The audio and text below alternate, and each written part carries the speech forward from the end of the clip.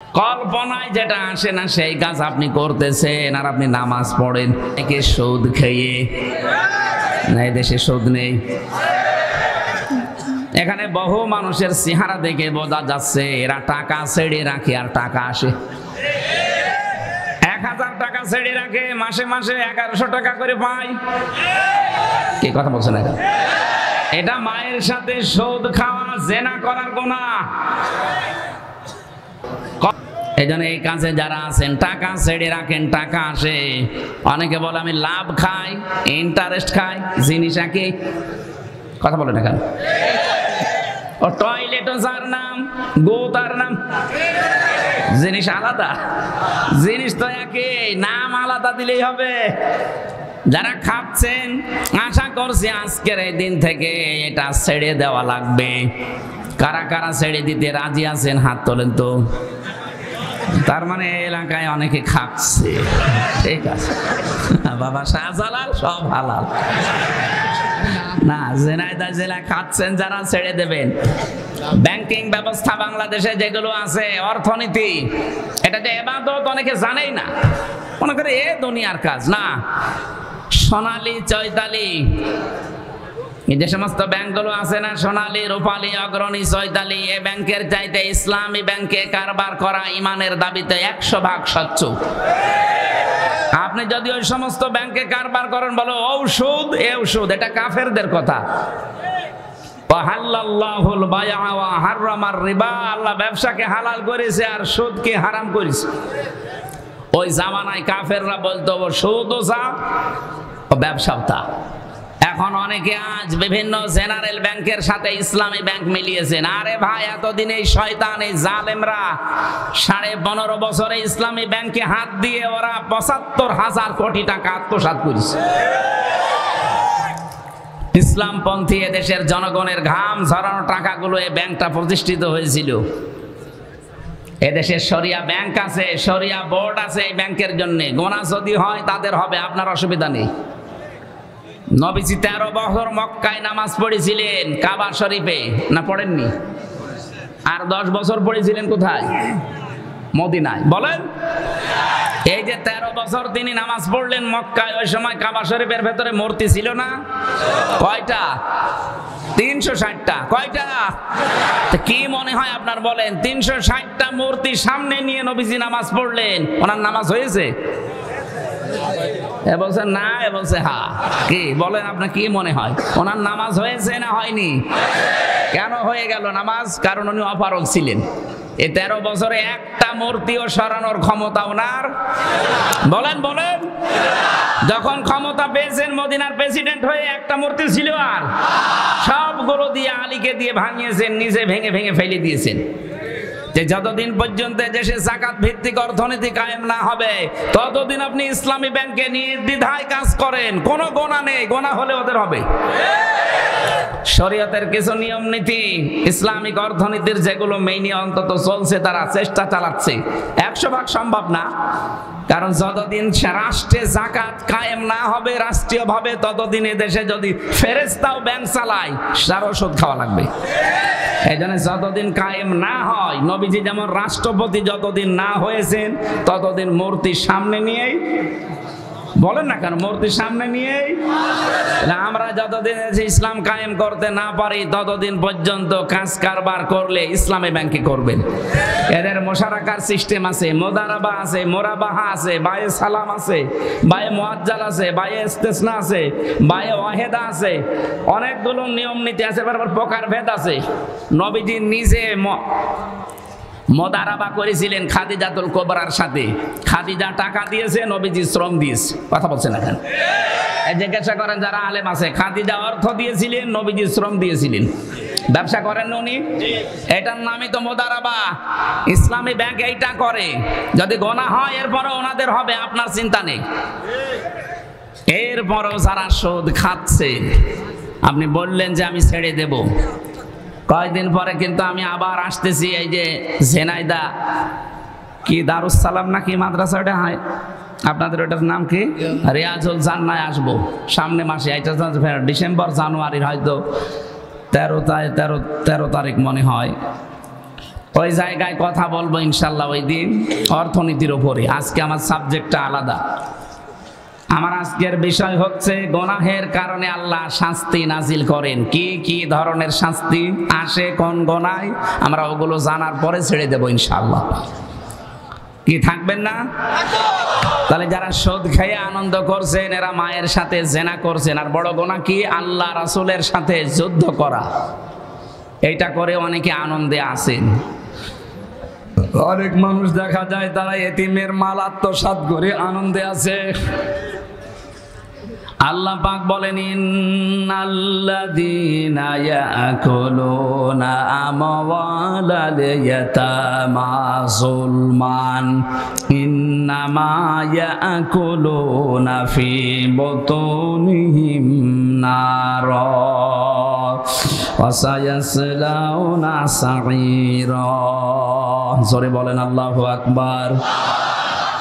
আল্লাহ রাব্বুল আলামিন বলেন, পৃথিবীতে নিশ্চয় যে বা যারা এতিমের মাল সম্পদ খাচ্ছে ভবিষ্যতেও খাবে জুলমান, জুলুম করে।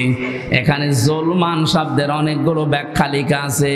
ফাঁকি দিয়ে না বলে বিভিন্ন কায়দা কৌশল করে, এমনকি উল্টা পাল্টা করে তার জমি জায়গা লিখে নেওয়া, এইটা জুলুম। আজ অনেকে ভাইয়ের জমি লিখে নেন ফাঁকি দিয়ে, এটা কি? জুলুম। বলেন না কেন? সে হয়তো আপনার কাছে অসহায়, আপনি বড় ভাই, সে ছোট ভাই। আপনি লেখাপড়া জানেন, যোগ্যতা আছে, সে হয়তো মূর্খ মানুষ, জানে না। বিশ্বাস করে এমন কায়দা করে টিপসই নিয়ে তাকে আপনি ফকির করে দিলেন। এরপরে যে সম্পদের মালিক হলেন, টাকা পয়সা জমি জায়গা, এখান থেকে যে ফসল আসে, টাকা পয়সা কামাই হয়, এইটা যারা খায় ইন্নামা ইয়াকুলুনা ফি বুতুনিহিম নারা, ওরা যেন পেটের ভেতরে জাহান্নামের আগুন ঢোকাচ্ছে। বলেন নাউজুবিল্লাহ। বাংলাদেশে হিসাব করলে মানুষ পাওয়া যাবে না? যাবে না? বলেন। বাংলাদেশ লাগবে না? এখানে আছে না নেই? কারা কারা এতিমের মাল, এভাবে ভাইয়ের মাল, বোনের মাল, নিজের মেয়ের মালও পর্যন্ত আত্মসাৎ করছেন? যারা শরীক ফাঁকি দেন মানুষের, দুইটা গুনাহ হবে আপনার। এক নম্বরে আপনার চেহারার উজ্জ্বলতা আল্লাহ নষ্ট করে দেবে। দেখবেন এলাকায় যারা শরীক ফাঁকি দিয়েছে ওদের চেহারার ভেতরে আল্লাহ নূর তুলে নিয়েছে। এখানেও আছে, আমি চেহারা দেখলেই বলতে পারবো শরীক ফাঁকি দিয়েছে। আপনি দাঁড় করান লাইন দিয়ে, দেখলেই বোঝা যাবে যে হ্যাঁ ও মেরে খায়। এক কথা বলছেন কেন? দ্বিতীয়টা কঠিন, মরণের সময় আপনার ঈমান নসিব হবে না, আপনি বেঈমান হয়ে মারা যাবেন। আপনি ভাগ্যে, বোনকে, অন্যকে ফাঁকি দিয়ে বিশাল সম্পদের পাহাড় তৈরি করে গেলেন। কি হবে আপনার এই সম্পদ? বাস্তবতা কি বলে বলেন? আপনি 200 বিঘা জমির মালিক, এদিকে তাকান। 500 বিঘা জমি আপনি তৈরি করে গেলেন, 100 বছর পরে তো আপনার থাকবেন না, নাকি? বলেন বলেন। বিবেক দিয়ে ভাবেন, 200 বছর পরে আপনি আবার দুনিয়ায় আসলেন, 100 বছর পরে মরে গেলেন, 200 বছর পরে আসলেন, মাত্র 300 বছরের ব্যবধানে যদি এই 500 বিঘা জমি আপনার ছেলের ছেলের ছেলে, যারা 3 পুরুষের পরে, এরা ব্যবহার করবে কি? আপনি যদি এসে বলেন যে এগুলো আমি কিনেছিলাম, এ বাড়ি আমার, দাঁত মুখ খুলে ফেলবে। আর কি মারো কে তুমি? তোমার যদি থাকার জায়গা না থাকে, শৈলকুপা বাজার মসজিদের বারান্দায় রাত থেকে ফটো, এখানে আর জায়গা নেই। এটাকে হাসির খোরাকি দিলাম? চিন্তায় তো মাথা নত হয়ে যাওয়ার কথা যে কি শুনছি, কার জন্য আমি করলাম। আর যারা ঘুষ খায়, কি করছেন আপনি ঘুষ খেয়ে? বিশাল বিশাল ফ্ল্যাটের মালিক হবেন, জমি জায়গা, টাকা পয়সার আপনি সম্পদের পাহাড় তৈরি করে রাখলেন। আপনি মাত্র 200 বছর পরে ফিরে আসেন, এই ফ্ল্যাটে জীবনও আপনাকে আর উঠতে দেবে না।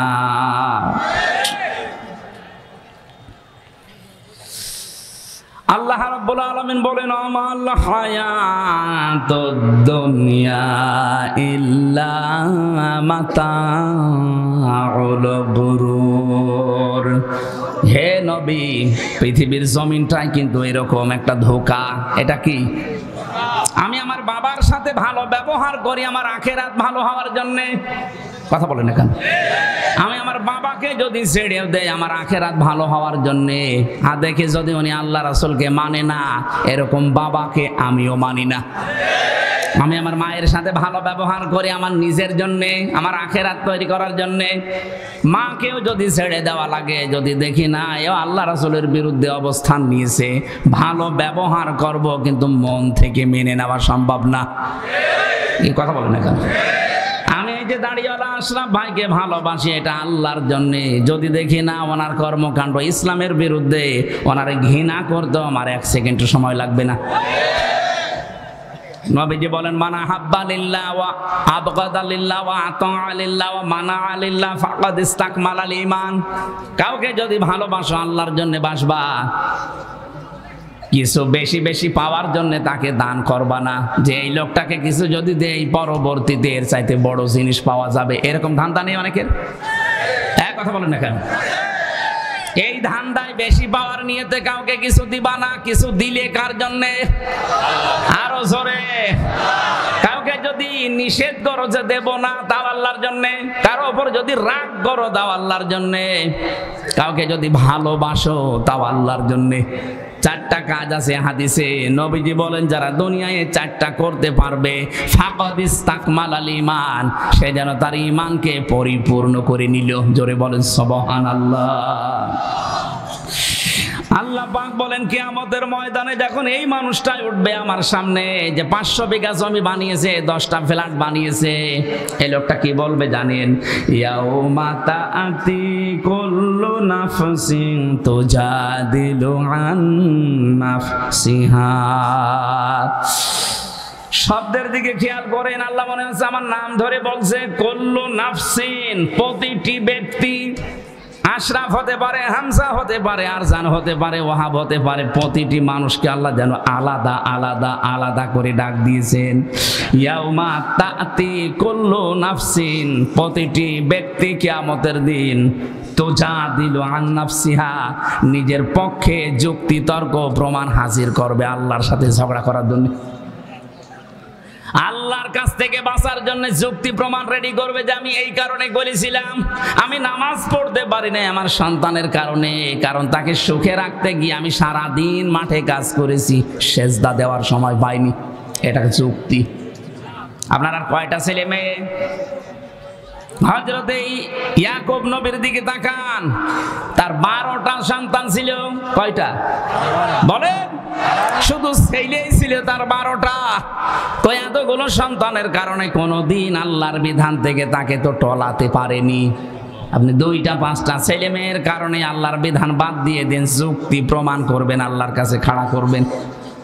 আল্লাহ বলেন, তুজাদিলু আন নাফসিহা, প্রতিটি মানুষ তার নিজের পক্ষে খাড়া করবে যুক্তি তর্ক। ওয়াতুওয়াফা কুল্লু নাফসিম মা আমিলাত ওয়া হুম লা ইউযলামুন। প্রত্যেককে আমি আল্লাহ পরিপূর্ণ করে দেব তার কাজের প্রতিদান, কিন্তু তার উপর আমি জুলুম করব না। যে যতটুকুই করেছে কিয়ামতে আল্লাহ তাকে ওই পরিমাণ দেবেন। আমার এবার আয়াতের আলোচনা শুরু হচ্ছে। যেটা বললাম একটা 111 নাম্বার আয়াত সূরা নাহালের। এখন যেটা আমরা তেলাওয়াত করেছিলাম এটা সূরা নাহালের 112 নাম্বার আয়াত। এই আয়াতের ভেতরে আল্লাহ একটা কারিয়া, একটা জনপদ, একটা গ্রামের উদাহরণ দিয়েছেন আমাদের সামনে। খুব ভালো করে মিলাবেন। গ্রামটা এই হাবিবপুর হতে পারে। নির্ধারিত নাম আমি তাফসিরে পাইনি। কোন মুফাসসির হয়তো মক্কা নগরীর নাম দিয়েছেন, না, এটা ঝিনাইদহ জেলার শৈলকুপা থানার হাবিবপুর হতে পারে। আপনি একটু মিলাবেন, দেখবেন এই গ্রামের সাথে মেলে কিনা। আমার কথা বোঝা যাচ্ছে তো? আমি তো মনে হচ্ছে যে একেবারে ক্লাসের মতো বললে ছাত্র যেভাবে বোঝে, ছাত্ররা ঠিক ওইভাবে বুঝতেছে। হ্যাঁ, কিছু যদি পাগল ছাগল থাকে 14 বার বুঝলেও বুঝবে না। ওরা বোঝাতে হলে কোরআন শরীফে হবে না, বুখারী শরীফে হবে না, কি লাগবে? বুখারী শরীফ। আপনারা কোরআন শরীফ, হাদিস শরীফ, বুখারী শরীফ দিয়ে যেহেতু বুঝে ফেলছেন, ভালো করে এবার বোঝেন। উপমা দিচ্ছেন, উদাহরণ দিচ্ছেন কে? আরো জোরে বলেন। এই জন্য উদাহরণ দিয়ে কোরআন বোঝালে মানুষ বোঝে ভালো। আল্লাহ পাক কোরআনে কারীম বোঝানোর ক্ষেত্রে বহু উদাহরণ কোরআনে সেট করেছেন, এমন এমন উদাহরণ দিয়েছেন। আজকে একটা উদাহরণ বলছি। ওয়াদারাবাল্লাহু মাসালান ক্বরিয়াতান, আল্লাহ পাক একটা গ্রামের উদাহরণ দিচ্ছেন, উপমা দৃষ্টান্ত। খুব ভালো করে মিলাবেন। বললাম হাবিবপুর হতে পারে, এটা হাবিবপুর না? কি ছিল সেই গ্রামে? কানাত আমিনাতাম মুতমাইন্নাতান। এক নম্বর ওই গ্রামটা ছিল নিরাপদ, দুই নম্বরে ছিল শান্ত নির্মল। তাহলে গ্রামের কোয়ালিটি পেলাম কয়টা? এক নম্বরে নিরাপত্তা ছিল, দুই নম্বরে ছিল শান্ত। ইয়াতিহা রিজকুহা রাগাদাম মিন কুল্লি মাকান, বিভিন্ন এলাকা থেকে তাদের কাছে রিজিক আসতো, বিপুল পরিমাণে রিজিক তাদের কাছে আল্লাহ বিভিন্ন এলাকা থেকে বিভিন্ন কায়দায় পাঠাতেন। হয়তো ব্যবসার কারণে, বাণিজ্যের মাধ্যমে বিভিন্ন মানুষের মনের ভেতরে মায়া দয়া উদ্রেক করে দিয়ে। এতটুকু আল্লাহ শেষ করেননি, এইবার আসল কথা আল্লাহ জানাচ্ছেন। ফাকা ফারাত বিআনউমিল্লাহ, তারা যখন আল্লাহর এই নিয়ামতগুলোর সাথে কুফরি করেছে, আল্লাহর নিয়ামত পাওয়ার পরে যখন তারা ঢেকে ফেলেছে, ফাআযাকাহাল্লাহু লিবাসাল জুই ওয়াল খাউফ, আল্লাহ পাক তখন তাদেরকে শাস্তি দেওয়ার জন্যে মজা চাকাতে দুইটা আযাব পাঠিয়েছেন। এক নম্বরে তাদেরকে ক্ষুধা দিয়েছেন, দুই নম্বরে তাদেরকে ভয় দিয়েছেন। বিমা কানু ইয়াসনাউন, তারা যে কাজ করেছিল এর ফলশ্রুতিতে। বাংলা অর্থ বললাম, এবার আছেন তাফসিরে। আমার ভাইরা, মক্কা শহরের কেউ কেউ নাম দিয়েছেন এই কারিয়া।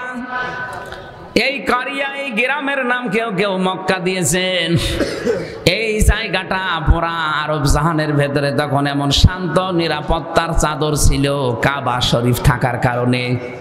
রব্বুল আলামিন বলেন, অমাং দাখালাহু কানা আমিনা। এই ভালো করে এবার আমি যেখান থেকে যে পয়েন্ট বের করব, মনে করবেন ওখানে একটা নতুন শিক্ষা বের হবে। আছেন তো আপনারা? ইন্না আউওয়ালা বাইতি উবদিআ লিন-নাসি লাল্লাযী বিবাক্কাতা মুবারাকাও ওয়া হুদাল লিল আলামিন। এ পৃথিবীর সর্বপ্রথম ঘর যেটা, তার নাম বলে, যদিও কাবা এটা মক্কায় অবস্থিত। মক্কার প্রাচীন নাম ছিল বাক্কা। আল্লাহ কোরআনে কারিমে মাক্কাও দিয়েছেন, বাক্কাও দিয়েছেন। এই বাক্কায় সর্বপ্রথম যে ঘরটা, দুইটা কোয়ালিটি এ ঘরের। এক নম্বরে মুবারাকান, এটা বরকতময়। পৃথিবীর কত জায়গায় তো যাই, কত জায়গা দেখি একটা কালো গ্লাভ দিয়ে মোড়ানো আছে, আমার মনে হয় সব মায়া আল্লাহ ওর ভেতরে দিয়ে রেখেছে। অন্তত যারা বোঝে, উপলব্ধি করে মুবারাকান শব্দটা, ওই আলেমগুলো যখন কাবার দিকে তাকায়, আমার মনে হয় অধিকাংশ আলেমের চোখ দিয়ে অঝরে পানি পড়ে। কত জিনিস তো তারা দুনিয়ায় দেখেছে, কিন্তু এর মতো সৌন্দর্য আমার আল্লাহ পৃথিবীতে আর কিছু দেয়নি। এবার রমজানে আমার বাবা মা, আমি আর আমার ওই যে মেয়েটা নিয়ে যেতে পারি নাই মাওয়াকে, আমরা যাব এবার উমরায়। বাবা মাকে বলবো, আপনারা মুরব্বী মানুষ, রাত দিন সময় পেলেই কাবা শরীফের দিকে তাকিয়ে থাকবেন।